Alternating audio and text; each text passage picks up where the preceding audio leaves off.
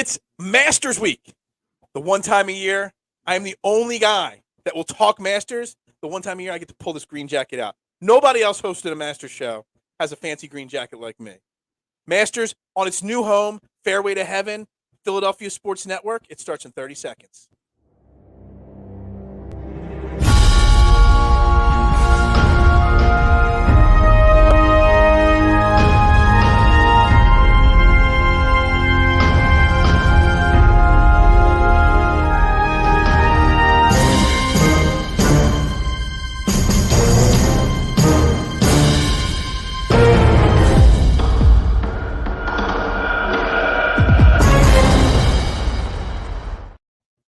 And a very good evening, everybody, and welcome to Fairway to Heaven right here on the Philadelphia Sports Network.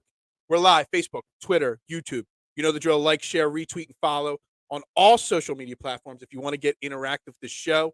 Make sure you drop your comments on the Philadelphia Sports Network YouTube or Facebook page. If you're watching on Twitter, just retweet it out and share it out as much as you can for us. We'd greatly appreciate it. I'm your host, Phil Stifel. I got my main man, Jason Sullivan, sitting next to me. If you're new to Fairway to Heaven, because we are streaming on a new channel for the first time tonight. Yes, Kyle, I know you like this jacket, man. I know you do. I know. I own one and you don't. If you're new to the channel, if you're new to the show, every single week we come on here, we break down the PGA Tour tournaments of the week in a fantasy, DFS standpoint and a gambling standpoint. We break down the course. We talk. We have a little bit of fun. We bust each other's stones a little bit. And that's what we do here. So make sure you tune in every Tuesday night at 9 p.m. Jason, how you doing tonight? Dude, it's the best week of the year. We love this week. I love the green jacket. I love this tournament. A little more storyline this year with the whole live thing. So it's interesting. There's so much. First and foremost, let me just say that last year when I wore this green jacket, it fit a little bit better than it did this year. I can't button the button on the front of the jacket this time. I will just say that. There's no way. This is not meant to be worn by a 42-year-old me anymore, this jacket. Man, it must have shrunk. Yeah, the jacket. Because it's been sitting on the same hanger since last year's Fairway show. I got to say, I was thinking before the show, Jason, this is now our fourth Masters show. We did the 2020 November Masters. There was no Fairway to Heaven. There was no nothing. We just had a little fun, some shits and giggles. Then we did the 2021 on the AATB network. Last year on the DSM network, and this year on the PSN network. What initials will be the network we're doing this show on next year? How weird is it that it's been 4 years? It's insane. It really is. We just started goofing around 4 years ago with this, and now look at us. Just still nobody watching. Older, fatter. Definitely fatter. There's literally no doubt about the definitely fatter portion of it right now.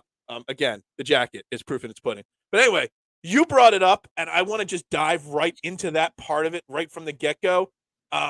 It's a really interesting week this week with everything that's going on with Live Golf. And I don't know where you stand. I know where you stand on Live Golf. You know, we're both really not for the Live Golf Tour. But this is the first time these guys are going to be really banging heads, playing side by side, and in such a prestigious tournament like the Masters. You know, we were talking a little text message before the show about how we can't let our biases for Live Golf affect who we pick and play on our DraftKings lineups, who we bet and who we don't bet this week. And it's kind of like, you know, I'm torn. I'm really struggling with the concept of playing Dustin Johnson or betting Patrick Reed or whoever it may be, because I hate these guys for what they did and what they stand for. But yet, you know, I want to win money this week. It's hard too, because how do you judge Live? I think that's the biggest thing. Like, I think to say it's an exhibition is going a little bit far. You can't tell me that guys like DJ, Brooks, Cam Smith, they're going to be ready. You know that they're playing tons of golf. They're going to be ready. But I don't know.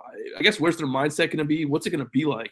It's clearly affecting ownership. I don't know if you've taken a peek at ownership at all, but all the Live guys are a lot lower than you think they would be. Especially, I think the most intriguing one is Cam.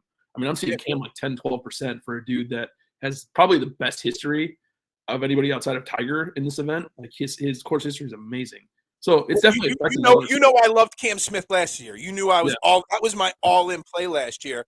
I did see something very intriguing today. I bet him middle of last week at 22-1. He was one of my first bets on this event. because I'm just going off the fact that he, like you said, out of any course out there, Augusta National is the course that is as predictable as any course out there, right? I mean, we know exactly. There's no. How do I say this? There's no surprises that are going to jump up this week. We know exactly what a golfer needs. Cam Smith is that golfer, but his odds randomly in the middle of the day today went from 22 to 1 to 35 to 1. I was about to ask you. So I bet him at yesterday. I used the odds booster. Mm-hmm. He was at 22, like you said. I bet him for 25, and then today I noticed I'm like, he's 35 now. That's insane. I know. We knew that they would correct a little bit. Mm-hmm. The odds were not good enough, but I mean, for him to, I think he's like that 9th or 10th highest odds on the board. Give me that. I mean, so what caused that? Is it the fact that some people that there's got to be people from bookies, book stations all over Augusta, eyeing these guys up and trying to adjust the odds a little bit? Are they trying to get a few extra of us to throw a few extra bucks on Cam Smith at those odds, or do they see that he really has no chance? Some of these guys, I mean, he has the same odds as Cameron Young. Like, yeah. I mean, guys that are ahead of him, Xander, DJ, Day. You really think Jason Day is more likely to win this tournament than Cam Smith? If you do, I did hear one or two little rumors floating around that maybe he's dealing with something injury-wise. So maybe he did get banged up in, what was the last live event, in Orlando or something like that? Maybe he got a little banged up there. I don't know. But I just think it's intriguing. I think a lot of people are shying away from the live guys. And I'll be honest, Cam Smith, I don't have much exposure outside the outright bet to him. But I will say, people like Dustin Johnson, I'm going all over them this week because I'm going to take advantage of the fact that as long as you have great course history here, live golf, it's not as competitive as the PGA Tour, but it's still golf. You know what I mean? It's still swinging. It's still making the same shots. And the great thing about DraftKings, like Fantasy National, they don't have the live stats up. I don't even know if there are live stats. But DraftKings does have the results. And the last two live events, Dustin Johnson's finished in 13th and 7th place. So he is playing in somewhat of a decent form. He's got great course history. So there are certain guys that I am going to look at and at least give myself some exposure to.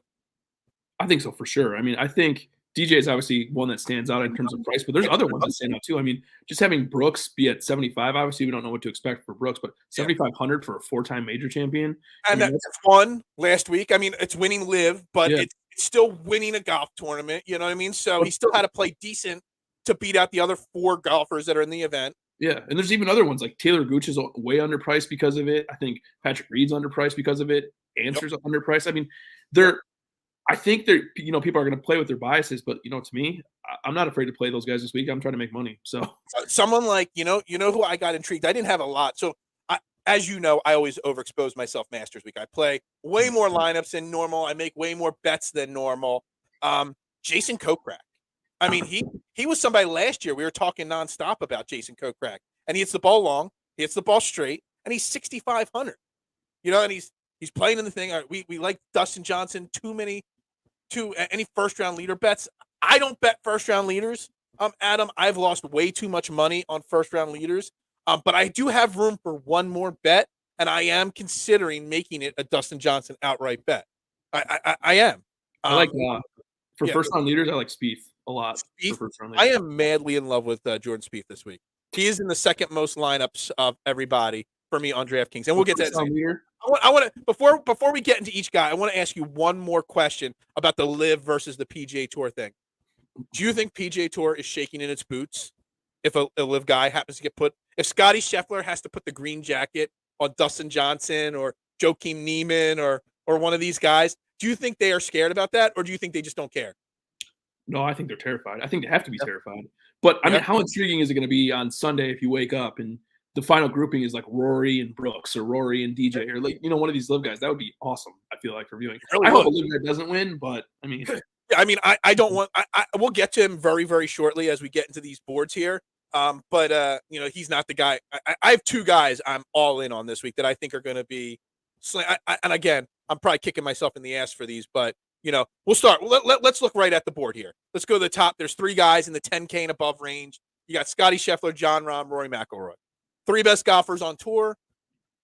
Jon Rahm should be able to contend here. He's a great golfer. He struggled his last few events. Scottie Scheffler, defending champions, played great golf this year. And Rory McIlroy played great golf, and looking to complete the career Grand Slam. It's very hard to put all three of them to in lineups. I've found a way to get two of these guys into some lineups, and the question is, where are you going with these top three guys? Dude, it's so hard. I mean, you could honestly make we say this all the time, but you can make a case for any of these guys. I feel like Scheffler is on paper the best play, but I feel like he's going to be the highest owned by a significant amount. If John Rahm is lower owned than the other two, sign me up for John Rahm. I mean, we talk so much about course history and Rory's course history. Scheffler's obviously the defending champ, but like John Rahm is so T27 last year, but T5, T7, T9, and fourth 4 years before that. So like it's not like his course history is bad. It's actually really good too. So whoever the lowest owned guy in this range is, I'm going to be all over him for sure. And a Rory Reed pairing, period, whether it's in the third round, the fourth round, whatever. I would love. Who would? I mean, that would be some of the highest rated TV. Hey, did you see that Rory today played with Brooks in the practice round? I did not. I saw quite a few live guys with Tiger during practice rounds this week and stuff like that. I hear what you're saying on John Rahm. On the first and foremost on the Scottie Scheffler thing, something that really got me. I was thinking about it, and I'm like, how do you not play Scottie Scheffler? He's the defending champion, in my mind, the best golfer on tour at this moment. But nobody has won back-to-back Masters since Tiger Woods in 2001, 2002. And before that, you've got to go back to 89, 90 for Nick Faldo. That's how hard. So in the last, 34, 35 years, only twice has a defending champion defended their green jacket. I don't know if you know this. You only get one green jacket. If you win another Masters, you don't get a second jacket. They just give you I didn't know that. I was watching somebody's show today, and I trust the guy. It's Rick Rungood. So I trust Rick Rungood to not give me false information. You don't get a second green jacket or a third. You just get presented your other green jacket again. So isn't it too that if you win a green jacket, if you're the champion, the reigning champion, you get to take it with you, right? But if you're the other ones, you have to leave it at the property. It has to stay at the locker. Your designated locker in the clubhouse the rest of the time, which is crazy because, I stole mine from my locker. They didn't see me. I tucked it in my backpack and they didn't see me walk out with my green jacket. Just so you know, it is really hot in my office right now. It's like 80 degrees outside right now, and I'm wearing this jacket in here. I am sweating bullets right now, okay? Just so you know. But anyway, with that being said, at his price, at his ownership, Scottie Scheffler, I don't think you could play him if you don't think he's got a chance to win the event because of the ownership and the price. That's kind of where I'm at with Scottie Scheffler. Which is hard, though, because, like you said, nobody repeats. But at the same time, it's like he's playing awesome right now. Like, if anybody's going to repeat, it's him. So the only thing that worries me about him a little bit is, I don't know if you watched the match play. He was missing a lot of short putts. He was. So, I was thinking about that, too. Yeah, and I'm like, probably making – you're looking for something, right? Those top two guys, you're just looking for something. You're nitpicking a little bit. And I feel like, if he's doing that, that's part of why he won last year. Do you remember last year? I mean, his short game was insane. Mm-hmm. He was making everything. If he doesn't do that, can he win again? So in this range, I'm going Rory. I used my boost on DraftKings on Rory to get him over into double-digit odds. And this is one of the two guys that it's now. We've been doing this show for 4 years. I've been playing a little bit of DraftKings golf for 5 years maybe now. I have lost a lot of money on Rory at the Masters every year because every year I tell myself this is the year. He's too good not to win. He's got great course history. His game translates perfect to Augusta. This has got to be the year that he wins it and completes the Grand Slam. So again, he's in a lot of my lineups. He's my lowest odds bet. I bet the most amount of dollars on him. I just don't know how Rory doesn't get it done again this year. And probably for the 5th year in a row, I'm going to lose a lot of money. But I am going to continue playing Rory every year till he wins the Masters. Well, I mean, and you can afford to do that because he's top 10 every year. Right. So even if he's, Scottie and Jordan are both driving. Yeah, exactly. And Jordan's driving the ball. Jordan there in a few moments. I mean, Jordan Spieth is in the second most line. Like I said, I got 44 lineups already built this week. Who would have thought that Jordan Spieth would be money off the tee all of a sudden? A terrible putter, but a great driver. Yeah, who would have thought that right there? His putting's getting a little better recently, which is good. Yeah, absolutely. All right, so you're on Rahm. I'm on Rory. We both love Scottie. All right, so the 9K range. There's quite a few names in here. Quite a few names that should win a Masters, should win a major. Cam Smith, Jordan Spieth, who we've mentioned, Patrick Cantlay, JT, Max Homa, Colin Morikawa, and Xander Schauffele. Before we get to Spieth, I just want to jump right to Patrick Cantlay because he is in the exact same boat as Rory. I play him in every single major. I lose a lot of money on Patrick Cantlay. The Masters, he should perform great. We've on this show talked before that I think he should be in the conversation with Rory, John Rahm, and Scottie Scheffler as a great golfer, but yet he sucks in majors. Tell me it's going to be different this year because I again, he is in 44 lineups. I've got him clicked 19 times. 44 lineups. I have 44 lineups this week. Jesus. I told you I always overexpose myself Masters week. So I got him in 19 lineups right now. So I can't say, well, I don't agree with that. I'll be honest. Okay. The reason being is that he does always come up a little bit short in majors. He actually has never won a golf tournament. I feel like he's never won where the winning score has been in single digits, which it could be this week if the weather is bad. I forget the exact number, but he's all of his wins are always in high scoring events or low scoring, whatever you want to say. Great little tidbit right there. Yeah. So yeah, I'm off him for sure. This range is loaded. I mean, if you wanted to talk, you could make a case for anybody, maybe with the exception of Max Homa. But my favorite's Cam Smith in this range. Like, I don't know how you don't play Cam Smith. I'm going to be playing him. He's going to be my highest own. I don't care if he's a little dinged up. His ownership's like 10 to 12 right now. So between him and Spieth, I'm going to be loading up on them.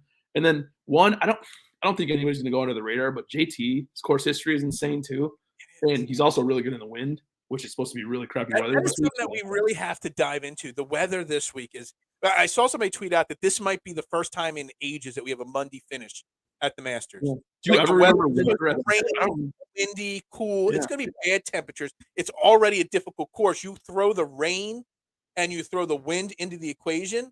I mean, you need guys that can grind out a win. Yeah. Really hard grinders. It might be 5-6 under that wins. I mean, what was the event that when JT won the PGA Championship, he just grinded away last year. He was like 3 under at the start of the final round, 4 back. The weather picked up. The course got more difficult. Everyone else came back to him, and he grinded himself to a victory. That's a kind of guy right now. And I do have a lot of JT on my card this week too for that exact reason there. I can't convince myself to get off of Cantlay because I keep thinking Cantlay has to win eventually. And, I mean, he had a 9th place here in 2019, and that's it. But JT, I think, is a great play. You said you don't like Max Homa this week. No, I mean, I know he's a different player than he used to be too, but it's just his course history. I mean, he has awful course history. I feel like it's not even that I don't like him. I mean, if I needed to play him, I could play him. But I feel like, I like Xander better. I like Morikawa better, JT better, Spieth, and Cam Smith. So, I mean, he's the only guy now the top 15 golfers on the price board that have lost strokes over the last 5 years at Augusta. He's almost 10 total strokes lost at Augusta over the last 3. He only played 3 of the last 5 years. So he's lost 10 strokes in the last 3 years. And that's out of the top 15 guys, which is crazy. So it's a pass for me just because of how loaded the range is mainly. Yeah, I mean, I didn't sprinkle, again, 44 lineups. It gives you room to play a lot of guys. I sprinkled a few clicks on Max Homa just in case, but there is not a lot of exposure to Max Homa. Colin Morikawa is another guy because he finished, tied for 5th last year with Rory. They both had that great final grouping. He's won multiple majors before. I sprinkled some Colin Morikawa too, because again, he strikes me as a guy that just doesn't get rattled. He's not the longest hitter, and you do need to drive the ball really well, to contend here at Augusta. But you got to remember, there's 88 guys in the field. About 60, 65 of them are going to make the cut. It's top 50 in ties, so about 60 guys. 15 of the guys in the field have no chance. They're the amateurs and like the senior players that are 75 years old. So there's really only 75 guys. So you only got to dodge about 15 bullets of missing the cut here. And I think Colin Morikawa is worth the risk because of how he performed late last year, the last final round of the Masters, to kind of, sprinkle him in a little bit. Well, like you said, major champion. He's so solid. His history here is getting better every time too, which is amazing. I mean, you saw the first year he was T44, then he improved to T18, then to 5th. So, I mean, he's getting better every year. So we definitely like that. The only thing that worries me, he's obviously an amazing iron player, but he's not the best wind player in the world. So if the weather does get really crappy, do we see him falter a little bit? I think right now the biggest decision for me in this range is, do I play Morikawa or do I play Scheffler? Xander Scheffler. So I saw a stat, and I think this is very important, that of all the golfers, I think it was over the last 10 years that have won the Masters, they've all been, so if I'm just using this as an example, say the winning score is 10 under, all of them have been 10 under or better on the par 5s. Last year, Scottie Scheffler, whatever he won it at 10 under, he was 12 or 13 under on the par fives. So you've got to be par five, great. And Colin Morikawa was 7th in the field in par five scoring. So I basically looked at driving distance, par five scoring around the green. I looked at like 3 or 4 stats. And if you're in the top 5 or 10 in all of those categories, it was a slam dunk. And Colin Morikawa was one of those guys. You know what, too? So you mentioned the par 5 scoring. He's also number 8 in par 4 scoring. So, I mean, like, all the scoring holes, you're talking Morikawa. Absolutely. And I think that's very important to look at. Driving distance, I mean, it's a long course. And if it's going to be rainy, it's going to be wet, it's going to be windy, you need the bombers because the ball's not going to roll through a hard, dry fairway. It's going to stop. So you need the guys that are going to hit the ball the furthest. Colin Morikawa doesn't hit it the farthest, but as long as the wind, holds a little bit there. Xander. Does Xander get his first major championship? I mean, he's a different golfer. Let me see here. Where's Xander been the last couple of years? He missed the cut last year, but before that, he went 3rd, 17th, 2nd. I mean, I got a little action on Xander. Again, 44 lineups, got a little action on everybody, I feel like. I was hoping that Xander would be under-owned a little bit. I was kind of hoping that there'd be a difference between Xander and some of these other guys, and there isn't. I mean, no, not at all. So, so you say you're paying attention to these ownerships, and we've had a lot of conversations about ownerships over the years with this. Do you think about ownership a little bit less when it's the Masters and there's only 70, 75 guys that can really make the cut? These ownership numbers obviously are going to be skewed a little bit, right? They are, I think, especially because you mentioned like there's 15 guys that you're just not going to roster at all. So it really is for sure. But I'm not worried about individual ownership. Me and you kind of had to talk about this the other day. I'm just interested in overall ownership. I think you need to have 1 or 2 super low on guys. Like I'm talking like under 5% guys, and then play whoever else you want. All right, so this 8K range, I think the 8K range is also loaded and intriguing. I guess the word's more intriguing because you got Tony Finau, you got Dustin Johnson, who, I like Dustin Johnson this week more than I like Cam Smith, and that's crazy because Cam Smith was my guy last year. Jason Day, Cam Young, Vic Hovland, Decky, Burns, Zalatoris, Fitzpatrick. Let's talk. I don't know. Who do you want to talk about first in this range? Because there are so many storylines that you can make. That's what I was just about to say. This range is it's loaded, yes, but almost every guy has a question mark, I feel like. Yeah. It's like and they're all different. Yeah. You're talking, Fitz and Zalatoris. Like Zalatoris would be a slam dunk, but you're hearing he's injured. He's got a new swing. There's question marks. I feel like all these guys, Decky's been a little dinged up. DJ's been a little feel like 100 years since Zalatoris finished runner-up in the Masters? Yeah. But I mean, it literally feels like it was 2 years ago, and he finished 6th last year, but it feels like 100 years ago because he's so bad right now.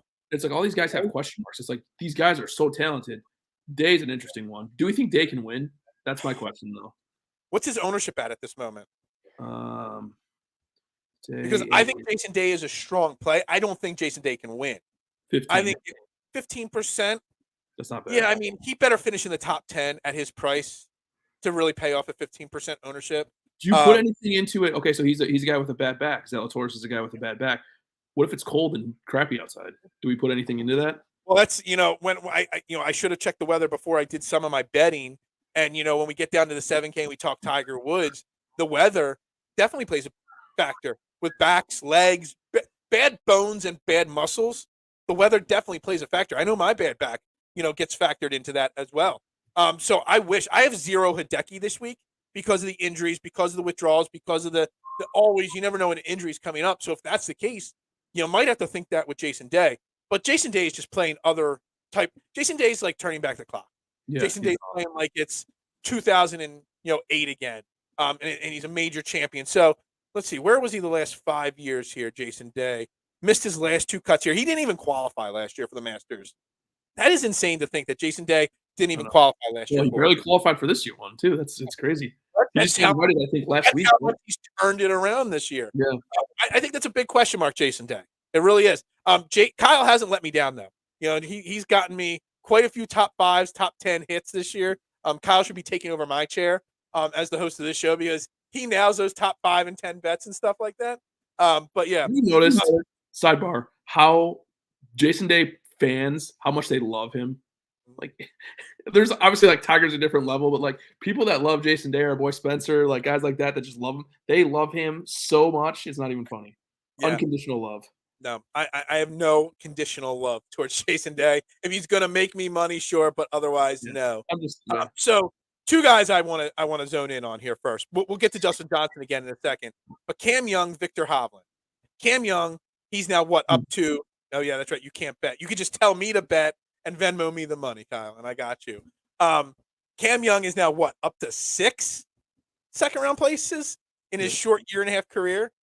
Um, that's he's got to win eventually. I can't see someone his age winning their first event at the Masters. You know, I mean, everything says no. But if you watch that match play and the way he was able to come back in the Sweet 16 and the Elite Eight and the Final Four and just keep grinding out a victory each round in that match play, he's due eventually. And I got him in group play of match play at 45-1 to win the Masters. Now, I don't think he can win the Masters, but at 45-1, you kind of had to throw a little bit at him there. But I think he can contend here. I know he didn't play well here last year, but I think Cam Young can contend here this year. Do you like Cam Young this year? And if not, Victor Hovland, who's contended in majors, his weak spot is around the green, but he's kind of getting better at his around the green play a little bit. So I thought both of these guys would be higher owned. Cam Young's coming in at 11.3 and Victor 14.6. Okay. I'm more I think in line with Hovland this week, just because, like what you mentioned, the major experience. I think Cam Young, I think, is going to be a star. I think he's going to win at some point, probably at least once or twice this year. But I just don't think he wins at Augusta. And I think there's too many guys in this range that I think can win.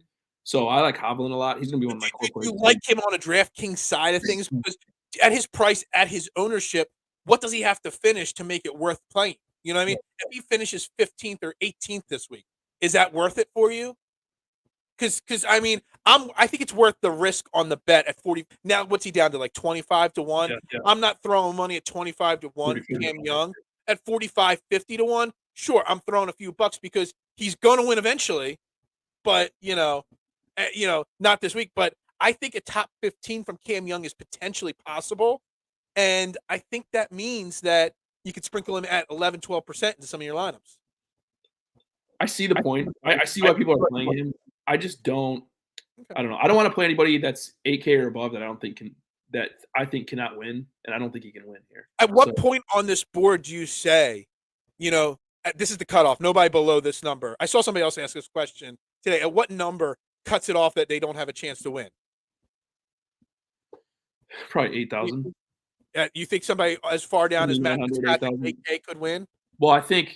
I honestly, I have I added Victor Hovland late today onto my card. I added Cam Young 2 weeks ago. But honestly, I don't think anybody under Patrick Cantlay could win this event. That's how tough this event's going to play this week with the weather. It's going to be one of the top 4 or 5 guys, and that's it in my mind. Interesting. See, I think it can go down to Shane Lowry and up. Wow. I actually got Shane Lowry this week. So did you?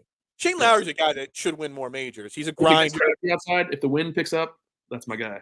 Absolutely. He's like the better version of Tommy Fleetwood. Because I kind of feel like Tommy Fleetwood should win an event, and he doesn't. But grinds it out in bad weather. Yeah. What about the match play winner last week or 2 weeks ago, Sam Burns? I know he's played really crappy golf up to match play, then he kind of turned it around at match play. But Sam Burns was a guy last year we were talking about. This guy's going to break out on tour, and he just hasn't yet. Sam Burns at the Masters. I mean, he missed the cut his only time here last year. Yeah, I mean, I don't know. What are your thoughts on Sam Burns? I mean, his ownership is intriguing, 6%. I mean, nobody else is even close to that, but he hasn't shown me anything here. So, and he hasn't been playing. He obviously won the match play, but hasn't been playing very well lately. So I'm not going to get too cute. I don't think. I don't stand for the ownership thing. I stay away from it. I just pick the guys I like. But then, like we talked about before, ownership's important. If you're going to play some 20% guys, you got to find the lower owned guys. I sprinkled in about 25% of my lineup, Sam Burns, because of that ownership. Because I know he's at 10-11 now. I think he falls even a little bit. I think once the casuals start filling out their lineups, Sam Burns is going to get overlooked a little bit. And I think he might even fall to like the 8-9% range a little bit. He's actually 6 right now. So he's 6. I thought you said he was at 10 right now. No, 6. Oh, dude, I might go make some changes to my lineup if he's going to stay around 6. No. I love the value at Sam Burns because all he's got to do is beat 15 guys to make the cut. Well, he's capable. He can get hot just like anybody else. So Absolutely. Any of these other guys here in this 8K range you like? Finau, DJ, you know? I like DJ for sure. I don't know how you don't like Finau here. Finau's course history is amazing too, so Absolutely. that's lined up perfectly. DJ is probably my favorite play in this range. I just think he's too good to be priced at this range. Yeah. Obviously, he's in live, so we don't know 100% like what that means, but the guy's a stud. I mean, good course history, obviously won here. Where's his ownership at this point? 16, I think. Actually 14. Yeah. As long as he stays under 20% at that price, I think Dustin Johnson has to be a play completely. So and then I think there's third guy I think you can make a case for Sung J M as well because he's another one with great course history. for sure. And Absolutely. I'm sure his ownership at 8,100 is going to be a little higher than some of these other guys, so you might want to limit yourself to him. But I mean, it feels like we talk about it feels so long since Wheels Out Tours made that run 2 years ago. Well, it feels even longer since he made the run and tied for second 3 years ago. So 20% for Sunjay as of right now. I expected that. I expect that, but I kind of feel like he does actually have a slight chance of winning. Oh, I do too. I think it's a misprice. I think he should be like 8,500. I kind of feel like the 8K range as a whole is mispriced. Yeah. You know, Dustin Johnson's mispriced, Sam Burns, Sung J M. A lot of these guys down here are a little bit mispriced, in my opinion. I agree. You obviously already started at the 7K range. You love Shane Lowry this week. Is it simply because of the weather, or do you just like him in general as well? I mean, he did finish third here last year. No, I like him in general. I mean, the weather helps for sure, but I like the fact that the last 3 years he went T25, T21, and third. So he's getting better every year, obviously getting more comfortable with it. Absolutely. If the wind picks up, is there a better player in the wind than Shane Lowry?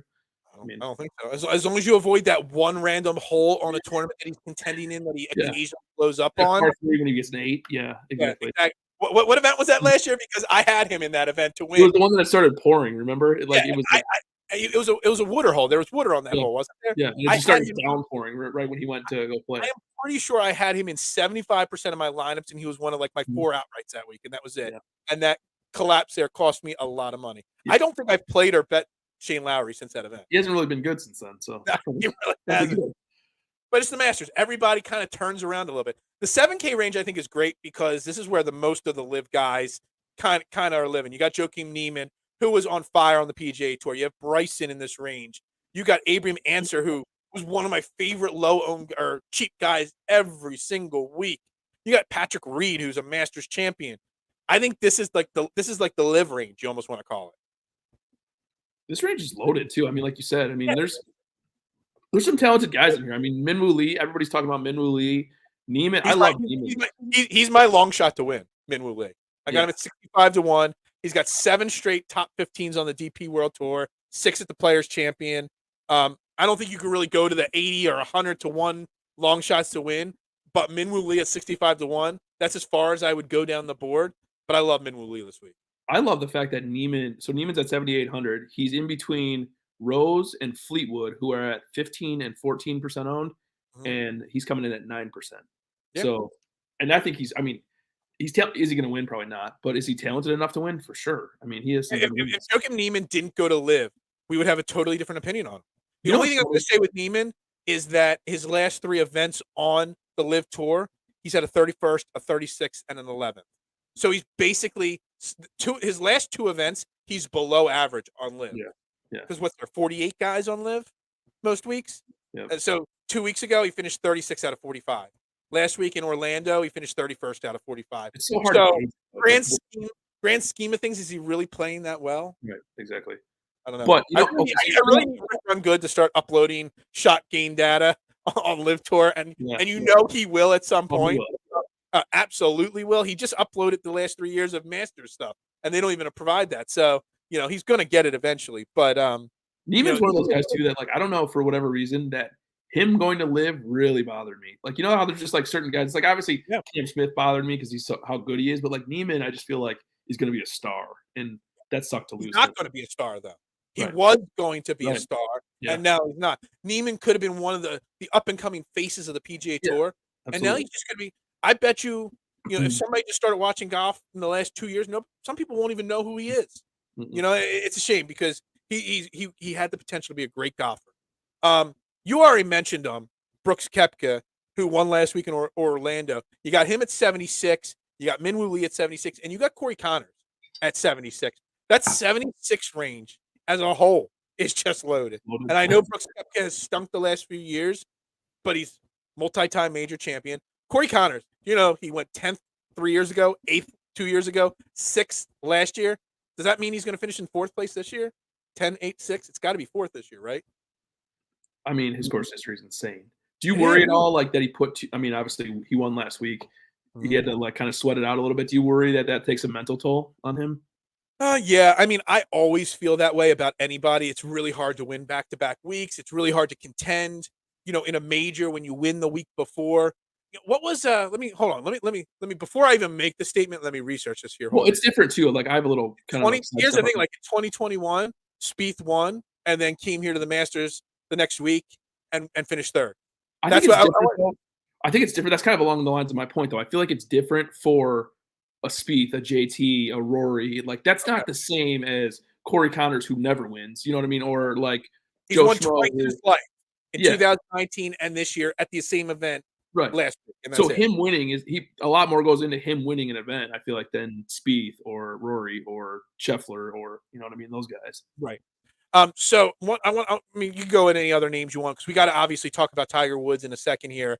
Sahith Theegala at 7,500. I placed a prop bet on him. There's probably about 15 guys you can bet right now to be the low first timers this week. First time playing this event. I got him at plus 550. First time playing this event. What do you think about him? I mean, because he's a rookie, he's young. There's, other names in this group, first timers. You've got Tom Kim, you got Taylor Moore, you got Mito, Kitayama, Kirk, who, has been contending a lot, won a few months ago. Fox, Svensson's in the Masters. Jeez, I didn't even know Adam Svensson qualified. There's a lot of interesting names. Obviously the amateurs. But I think Sahith Theegala has a real chance to finish in the top 20, top 25 in this event. And I thought a plus 550 on him to be the top first-timer was really strong odds. Yeah, that's interesting for sure. The only thing that worries me about him is if the weather gets crappy. Mm-hmm. Like, he is not a good weather player. That worries me a lot. It's not one of those bets I made before I checked the weather. Right. I don't know. This range, I feel like is there's a lot of guys that, like, there's question marks. Minwoo Lee, I think, is going to be super popular. Obviously, we like him. But there's other guys that are interesting to me in this range. Like Answer, I think, is really interesting. Everybody's on Reed this week. It's like I've checked everybody on the Live Tour except for Answer. What is he done? He's 26th, 24th, 15th. They're his last 3 Live Tours. But he also won Tour. He played the Dubai Desert Classic and missed the cut in January. So he's got 3 mid-level Live events that he's finished in the mid-level, and he missed a cut on the World Tour. So Answer, I mean, to me, his form is just not there. Yeah, but decent history here. I mean, 3 years, he missed a cut last year. He's right there with Neiman. I think he could have been a star on the PGA Tour. I know. I think Answer hit me harder than Neiman, honestly. Yeah, I don't know. He's in the same class for sure. Could have been a star. All right, let's talk Tiger Woods. He's at 7,300. What's there to say about Tiger that hasn't been said? Obviously, I think he could close his eyes and play 18 holes at Augusta and score better than me and you. He could literally walk blindfolded and beat us in a round of golf at Augusta. Obviously, last year when he played here, he made the cut. He tailed off major on the weekend. I think he had 3 or 4 double bogeys on the weekend last year. That's kind of what he does in every tournament now. It's the sad part. Right, because of the gimp and the limp. But if you look at I watched him. I paid close attention to him at Genesis at Riv, and he made the cut there. Finished in like 44th or 45th place at Riv this year. And the gimp wasn't quite as bad. Different type of walking than at Augusta. Augusta's got a lot of hills, ups and downs. Downhill is actually harder than uphill with the leg injury for sure. I think Tiger Woods, what I saw at Riv, gives me a lot of hope. Not to contend or anything like that, but that Tiger Woods is going to make the cut again, and he's going to beat last year's, what was it, 44th or 45th last year, whatever it was. He is going to beat that this year, in my opinion. Okay, interesting. Okay, I've not played Tiger Woods in DFS golf. I don't think 47th this year, last year in it. I don't think I've played. Obviously, I hope Tiger does well. It's good for the game and everything like that. But I've never played him, I don't think, since his whole comeback started. Not once. I don't know how I'm going to play him, but I'm actually considering playing him this week. If the course plays tough, I mean, the guy can hit every shot. The problem is just the health. The problem is just his health. Walking. I don't even think the health is really the thing anymore. I think it's the one. If you look at Tiger at Riv and at his last few events he played, there's one part of his game that hasn't come back. If you take health out of the equation, one thing, the feel on putting. His putting has not been Tiger-esque. But where does he know the greens better? Right. Nowhere. Than Augusta? Right. Nowhere. But so does it worry you though if it's cold and shitty on Saturday and rains all day? Like that's not going to be good. Let me tell you something. If it's cold and rainy, my leg hurts like hell on any given day that it's cold and rainy. If it's going to snow, it literally feels like it's going to fall off. And they say too, so like I've broken bones. Like my bones get sore before it rains. Like bones that I've broken. This dude shattered his leg basically. That's what I'm saying. So, I know it's not going to be pleasant for him. But again, it's Augusta. And again, I'm not saying, like I said, I got 44 lineups. Where's Tiger on my list here? I put him in 5 lineups. Because Tiger's not going to win. But if Tiger contends, I kind of feel like I want a little piece of it because it'll make me cheer for me. Like I always cheer for Tiger. Like you said, it's great for the game.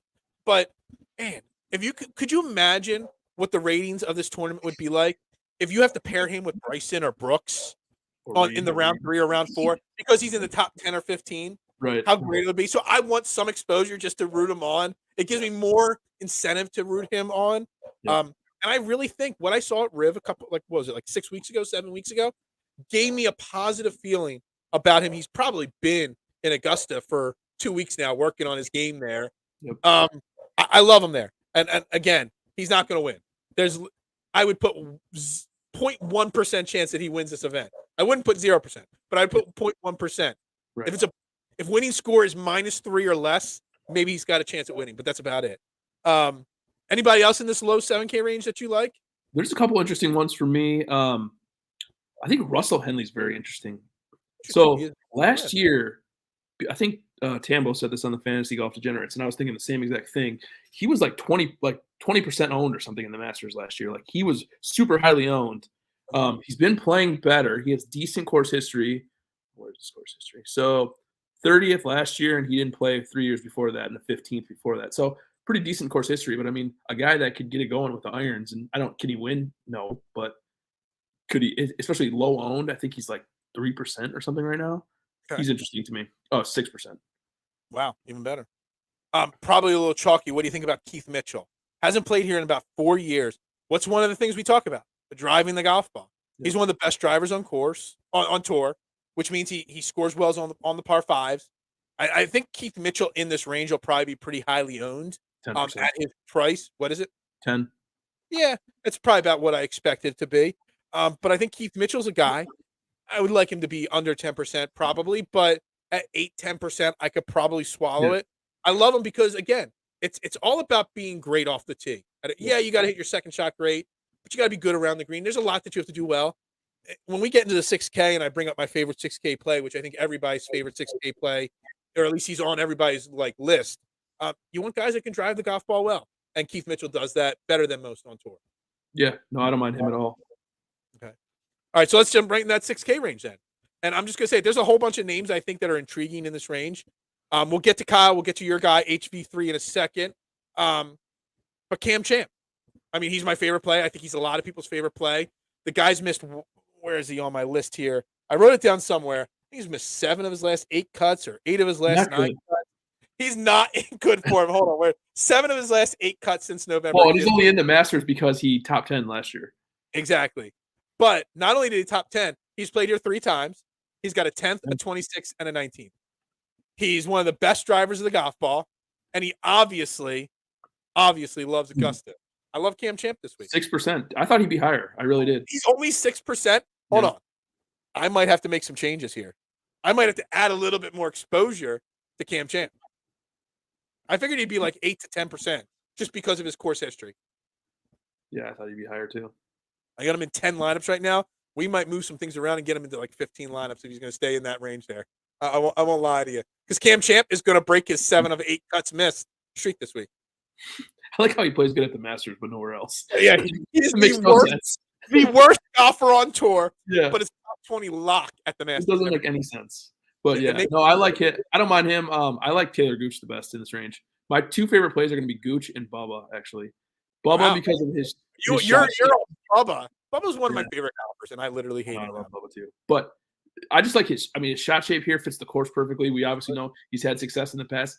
I feel like 6,900, a two-time major champion or two-time Masters champion. I mean, it's a little disrespectful, but How many guys play a week in live?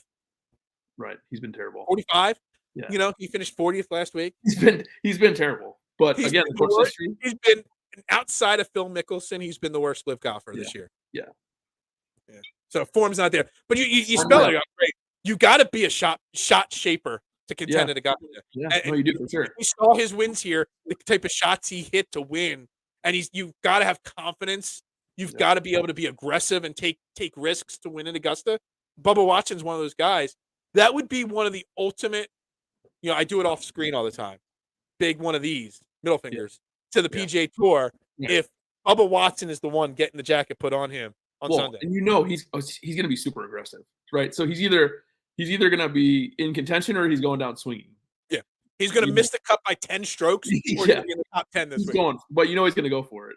Yeah, and you know what? I wouldn't be surprised if the Live Tour has slipped some of these guys a little extra money to be like, yo, go extra aggressive. Yeah. And if you win, we'll give you a little extra to be extra aggressive. Right. If you miss whatever, the cut, whatever. But if you win, we're going to give you an extra little. I'm sure this is if they win, right?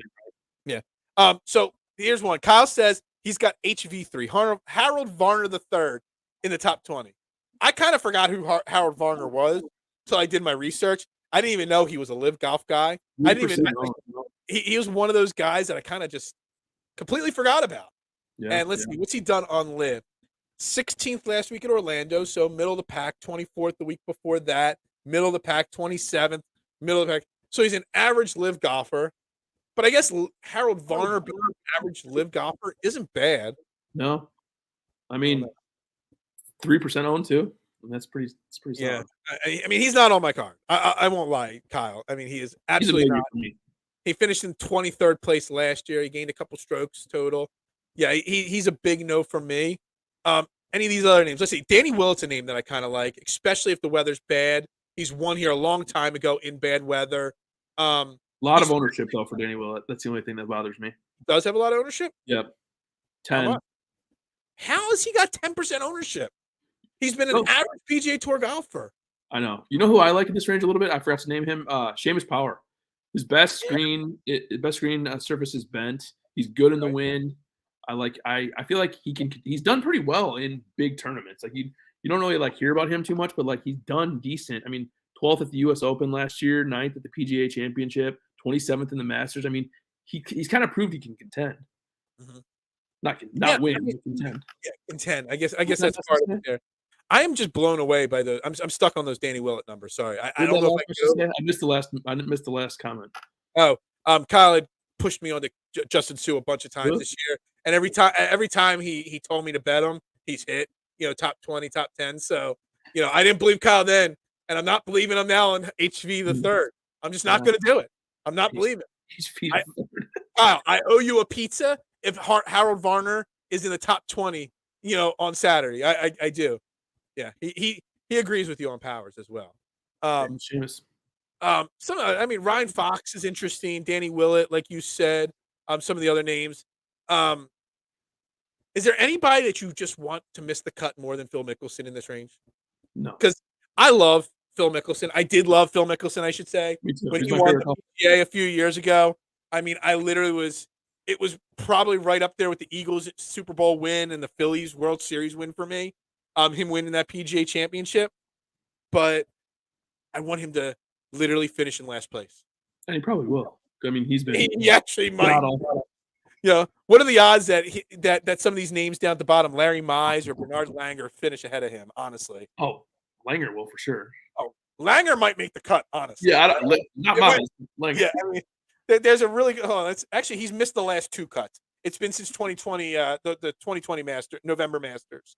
He finished in 29th place in the 2020 November Masters. Is he 60?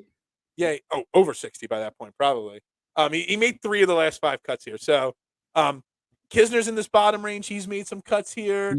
Mackenzie Hughes, 6,300. Mackenzie Hughes, he's made multiple cuts here. Zach Johnson has made multiple cuts here. There's a few guys down here that's made some cuts, but Zach Johnson has won a Masters before. That's right.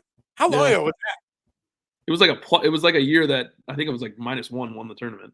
Very weird. Exactly. All right. So I want that's did we skip anybody that you wanted to talk about? No, I think that's pretty good. What are your All right. bets for the week? All right. So I've got 6 outrights. Okay, because I got a fun parlay too to go over with you.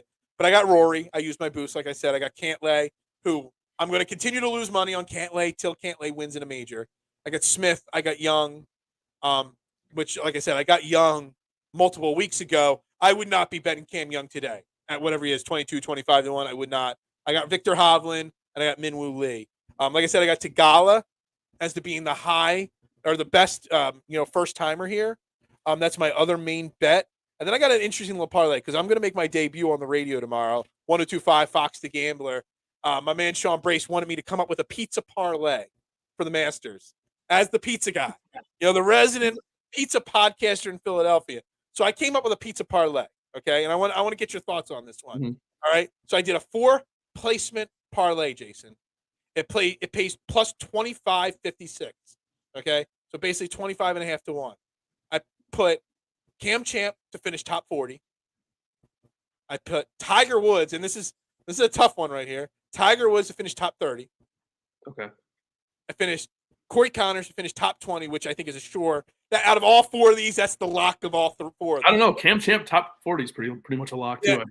I think he was plus 110 to finish top 40 when I made this bet. Yeah. Okay, Tiger Woods was even money to finish top 30 in this bet. That's, to me, the fact that he was even money to finish top 30. That's what got me thinking about Tiger Woods has a chance to finish like 24th or 25th this week when he's even money to bet that. Corey Connors top 20, he was plus 130 at that. Okay, and then my top 10 bet was Patrick Cantlay, which he was plus 175. And yes, everybody hates Cantlay, but I'm going to go down with the ship. So it's Champ 40th or better, Woods 30th or better, Connors 20th or better, Patrick Cantlay 10th or better. Wow. That is my pizza parlay, 25.5 to 1 to win. Does it hit? And if not, who is going to break that one for me? Cantlay. Damn it. We're normally so on par with things. I know. Shows, but we are so far apart on Patrick Cantlay, and I'm so blinded because you're probably right, but I'm blinded on Patrick Cantlay. He's just like I don't like him. I don't know why. He didn't do anything to me. I just don't like him. Yeah, is he on like did he like blow like your money one week because he missed the cut or something like that? No, but I don't know. Patrick Cantlay, I just can't get off of him in majors. And you know what?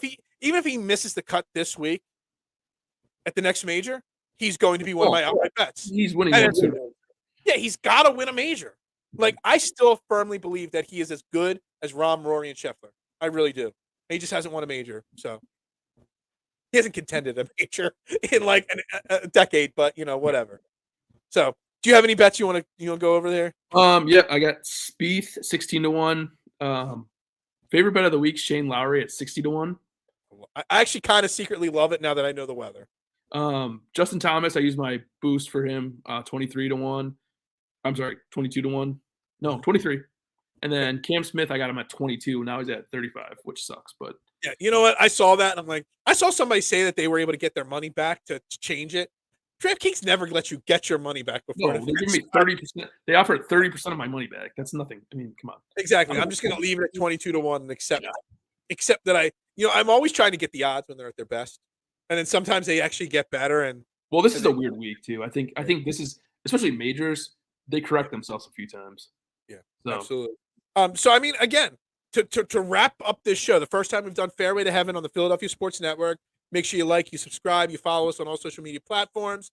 But again, this is a great network, huge network, and I appreciate them giving me the opportunity to do the show on this year. If there was, what is more likely here? Phil's finally won. Oh my God, I'm reading it, but I didn't register. The Phillies actually won a game tonight. Holy crap. It's about damn time. Of course, the game went a bullpen. We'll talk about it tomorrow, Kyle. That's going to be one of the topics tomorrow on Trending in the AM right here on Philadelphia Sports Network. What is more likely to happen, Jason? Scottie Scheffler repeats as champion, or a live golfer gets the green jacket, just like this, put on Sunday afternoon, or Monday morning, whenever the Masters finishes up. Live golfer. Really? Yeah. I hate to say it, but yes. I think you really think a live golfer has a chance to win this week? I think, yes. I think DJ and Brooks both contend. Wow. Yeah, I mean, And Cam. Forgot about Cam. The like I best said, one. I'm really close to putting a bet on Mm. Dustin Johnson. I mean, he's played Yeah. decently, and he's Dustin Johnson. You know what I mean? Scottie Scheffler. Kyle's all over Scotty. With the repeat win. I mean, twice in 30 plus years. That's just. I'm just gonna say too. There's nothing to not like about Scotty, right? Like just me Exactly. saying I'm not gonna play him is simply just because I want to get a guy. Scotty is kind of like, I almost want to hate Scotty just because he's too perfect. Yeah. I mean, he's got like the perfect little quiet life. He doesn't get in trouble. He's Yeah. got the cute little wife, the little Cute baby. little wife, loves God. Yeah, he does everything perfect. Yeah. There's got to be a demon in Scottie Scheffler's closet. I don't know what it is, but there's got to be a demon there. I don't know what it is. He's too perfect for me. Yeah. Maybe that's why I don't like Scottie Scheffler too much. I'm jealous of how perfect Scottie Scheffler is. Right. Yeah. I don't know. I think Scottie Scheffler has a better chance of repeating than a live golfer winning. But if a live golfer wins, even though I love Cam Smith, even though I've got a bet on Cam Smith, I think it's Dustin Johnson that probably would be the best chance at being in the top 10 come Sunday morning when they start teeing off, Yeah, I like that. Yeah. Anyway, we're going to wrap up Fairway to Heaven right here tonight. It's Masters Week. I get to retire the green jacket for another year. Let's see. Jason, I got a question for you. I got two questions for you.